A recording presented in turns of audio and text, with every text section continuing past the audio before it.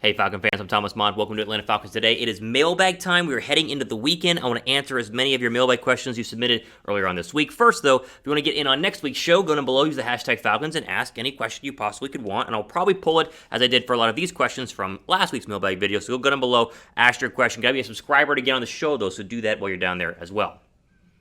I jump into our first question here. Comes from Rohan 1010. He says, with a very likely 0-2 start to the season, what are the keys to get back into the playoff race? Listen, all I want to see on Sunday, and it's very simple. I think they're going to lose. You guys think that they're going to lose. I know a lot of people think they're going to lose. Show competence out there. Like, the key to get back in the playoff race is show that you're actually capable of being a decent NFL football team. I'm not asking for a magical miracle upset of the Tampa Bay Buccaneers on Sunday, right? I don't think it's possible. I think it's going to happen. If it does happen, fantastic, great. You're 1-1. That'll be the instant key to go back to being a playoff football or playoff caliber team. What I want to see is competence. Like, I want to see improvement from the Philadelphia Eagles game. If we see more of the same, and it's missed assignments, on the offensive line, and it's the pass rush not getting anywhere, and it's the secondary getting torched. Like, if we see a copy-paste version of what happened against the Philadelphia Eagles, then I think most people are going to jump ship 2 games in. If not, I mean, most of them have already jumped ship. We're 0-1, right? It's only 1 game into the season. Show me competence out there. Show me that you're going to be able to hold down and play hard against a very good football team, the Tampa Bay Buccaneers. After that, the season gets pretty easy in terms of the schedule. You can win some football games, play the Giants, you play Washington. These are both winnable games. You play the Jets, you play Carolina. I mean, these are all ways to get back into playoff hunt. I just need to see competence. That way I can be confident that you can beat these bad football teams. Jalen Mayfield, for instance. I mean, Jalen Mayfield just got to be competent out there on Sunday. I don't even need to be the best left guard in the NFL. Just be competent and block the man in front of you instead of what he did against Philadelphia, which was struggle mightily. So all I want to see again, competence, but know as a Falcon fan, even if they start 0-2, it will look bleak, and we'll talk about it, but I think that the schedule opens up a little bit to where they can maybe go on a little run here, even if they start off 0-2. Cole says, can Calvin Ridley and or Kyle Pitts be enough of a difference maker to beat Tampa? Chiefs fan since 92, new subscriber. Thank you. I appreciate you being a new subscriber. You should convert over to being a Falcon fan, though. I think Ridley and Pitts are the key. Ridley and Pitts were the key to being the Philadelphia Eagles last week, and obviously they hardly got the football, and so you need to see more of them against Tampa Bay. The Falcons, the one thing that we can at least be positive going into this game is the Falcons usually play up to opponents. Like, think back the past couple of years. During the 49ers Super Bowl run 2 years ago, Atlanta went to San Francisco as a bad football team and beat them in Levi Stadium. And so I think that you can hope, if you are a glass half full kind of person, that Atlanta will play up to Tampa Bay. And again, if we see some competent play out there and they lose by 10, that to me is still a massive success versus what we saw in the field against the Philadelphia Eagles. So I think you got to see more Pitts. We'll talk about that a little bit later. There's another question about Kyle Pitts later on in the video. But Ridley's got to become the number 1 wide receiver, and that's what he was last year when Julio Jones was injured. And so I don't see why things have changed. But Philadelphia had a good game plan to go ahead and neutralize him. The secondary was better than people thought last week. But I think Ridley's got to get to, the 8 to 9 to 10 catch player a game that he was last year in order for the Falcons to be successful, at least moving the ball down the field. Take some shots. I mean, they took, 1 shot deep against Philadelphia? Did they even take a shot deep? Give me some deep shots here. Spread this defense out and try and create some plays. Hopefully the offense can figure things out down the road in sunny Tampa Bay on Sunday. Okay, next question here will be from me to you guys. Answer this one down below. Confidence in the Falcons pulling off the upset. Like, do you think that they can even do this against the Bucs on Sunday? I'll put it at a 3. Again, they play up to opponents. What I saw against Philadelphia, I don't think it's going to happen. But what's your confidence level in the Falcons pulling off the upset? Give me that on a scale of 1 to 10 down below. Okay, quick shout out to our friends at BetUS and your chance to get in on the betting landscape. I was 4-1 in my bets last week. Hopefully I'm going to go 5-0 in my bets this week. And I'm doing with my friends at BetUS, chatsports.com/betfalcons. Promo code is Falcons125. Get that 125% deposit bonus whenever you first sign up. You can bet on the Falcons, maybe the Braves as they're continuing to hold ground in the National League East. Atlanta United looks really hot the past couple of days. So go down below, or I should say go to the link that you see on the screen, chatsports.com/bet. Use that promo code BET. The promo code, is Falcons125 to get that 125% deposit bonus. Elliot says, does this defense make any strides forward after this season goes on? I hope. I mean, goodness gracious, if they're what they did on Sunday, then it's going to be a very long season. Here's the deal. The pass rush has to figure things out.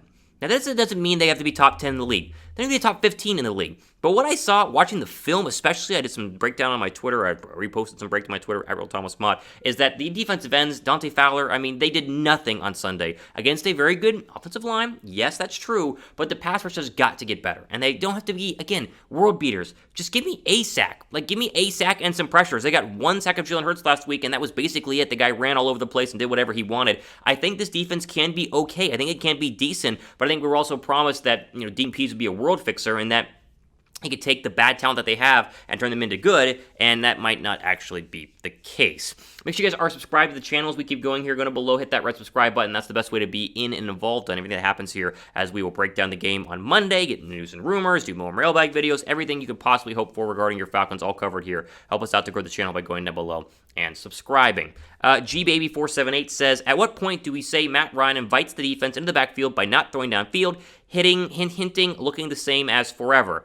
I'm not going to sit here and say Matt Ryan is clear of blame. Like, Matt's not clear of blame here. And you go back and watch the film, and Matt Ryan did hold on the football a little too long. Now, the receivers weren't getting open, and so there is this kind of, pulling one way versus the other in Atlanta right now, where people want to blame the O-line and Arthur Smith, and other people want to blame Matt Ryan. It's a mixture of both. Like, it's a simple cop-out word and phrase to say, but this is what's happening in Atlanta. Like, both are to blame. Matt Ryan is a great quarterback, but he struggled on Sunday. He's got to be better. He's got to get the ball out of his hands faster. Atlanta needs to know that they're not going to have a lot of time to protect Matt Ryan, so Matt's got to know to get the ball out of his hands. And so, this whole idea that Matt Ryan is to blame versus to not blame is very tiring to me. I think Matt Ryan has as much blame as Arthur Smith, as the offensive line, as the defensive line. Like, everybody has blame right now. Atlanta is an absolute dumpster fire after their very first game. But it is only their very first game, and so my hope is that Matt Ryan figures things out and he starts to play better. And I think that he will. I don't think this is going to be a, Matt Ryan falls off a cliff year. I think Matt Ryan can still be a 4,000-yard passer and be very, very good in the NFL. He just needs to understand what he's working with, and I think that he does. It's just got to scheme it. You got to help him out from a coaching standpoint, and then you got to get the ball out of his hands, and from a receiver standpoint, get open. That way Matt can throw the football, because no one was open on Sunday against Philadelphia, and so Matt had to double clutch and hold the ball and take sacks, and you saw what the result was on Sunday. T1 Stewart says, I think Kyle Pitts needs more size, weight, time, experience, and or separation. My opinion is he looked tall, skinny, wide receiver, lining up everywhere. Yes, the answer is yes. I don't know if he needs more weight. He needs more time. Like, he needs a lot more experience. Like, Kyle Pitts is still a rookie tight end. And that's what people needed to understand going into the season. I tried to preach here on the channel is that Pitts is a rookie, and rookies don't perform well from a tight end perspective. Like, you never in the NFL history very rarely have an 800-yard receiving tight end. Yet all of us in Atlanta, and rightfully so, he was taken 4th overall in the NFL draft, expected him to be like the next great tight end now, like a top 3 tight end now. And yet he wasn't that in the first game and didn't look anywhere close to that. And so I think patience is important. I think he will be a good player. I don't know if he's going to be a great player. I do have some of my concerns there, but we need to see more from Kyle Pitts in order for us to justify spending the 4th overall draft pick on him when there were some pretty darn good corners out there. There were some good offensive linemen out there, and both of those seem to be big-time, players of need in Atlanta right now. So I'm not worried yet, but I think we need to taper the expectations a little bit around Kyle Pitts and expect that maybe, just maybe, this could be a pretty down year for what was expected, and then hopefully in year 2 he starts to play a lot better. Let me ask you guys this. Do you think Kyle Pitts will become a great tight end eventually? Like, are you out on Kyle Pitts already, or are you still like me, like patience? It's gonna be just fine. You think that he's gonna be a great tight end, or still will be? Type wide down below for yes. I think he's gonna not be, and you're a little iffy here. Type N down below for no. We'll do one more here. Brandon says, I think Matt Ryan will be on the trade block if we have a losing record. I think there'll be teams looking for a quarterback to make a run. Possibly. Now, again, you got to remember the cap hit that comes with trading for Matt Ryan, and I think most football teams don't want to go ahead and do that. I think if they're really bad, like if they are the worst team in the NFC or pretty darn close to it, then yes, they will be sellers at the deadline, and Matt Ryan's name could be on the trade block. But I don't see a team that's going to do that, because it's not like you're trading for a running back or a left tackle or a pass rusher. 8 games into the season, when the NFL trade deadline starts, you really want to put a new quarterback behind there and then give him a week to prepare and figure things out? I don't think it will happen. I think he'll be a Falcon until he retires, but I wouldn't be surprised, let's just say, if there's a team out there, or at least there's a rumor saying Atlanta is fielding phone calls for Matt Ryan if they are this bad. Because we talked about this. If they're bad this year, like if they are a top 10 draft pick, and it's very clear that Matt Ryan is not going to be the future going forward, then they got to draft a quarterback. And they will draft a quarterback, whether it's Sam Howell or Spencer Rattler or somebody else in the 2022 NFL draft. And so you wouldn't want Matt Ryan's contract to stay on the roster, but with the way the cap space works, it's tough to go ahead and keep him. So long answer short, I don't think he will be traded, but don't be surprised if they are like really, really bad if there are some rumors that are floated around for Atlanta fielding phone calls around the trade deadline.